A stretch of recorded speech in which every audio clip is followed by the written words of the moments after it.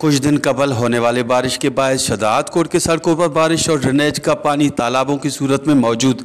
अहले इलाका गंदे पानी की अदम निकासी और म्यूनसिपल चेयरमैन के नाकिस कारकर्दगी के खिलाफ दोस्तली मेन रोड पर एहतजाजी मुजाहरा किया और टायर जलाकर रोड ब्लॉक करके शदीद नारेबाजी की। मुजाहिरीन ने कमिश्नर और डिप्टी कमिश्नर से शहर की सफाई कराने का मुतालबा कर दिया।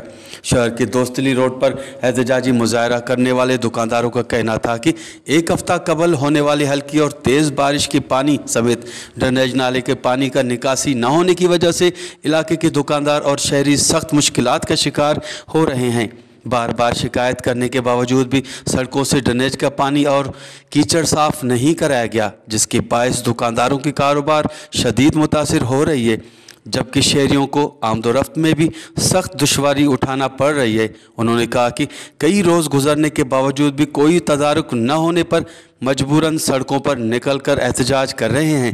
मुजाहिरीन ने कमिश्नर लाड़काना और डिप्टी कमिश्नर कंबर शदात कोट से मुतालबा किया कि फौरी तौर पर दोस्तली रोड समेत शहर के दीगर सड़कों और गली मोहल्लों में ड्रेनेज पानी की निकासी करवाकर शहरियों को गंदगी की अजाब से निजात दिलाई जाए। कैमरा टीम के साथ गुलाम अली ब्रावई, वश टीवी, शदात कोट।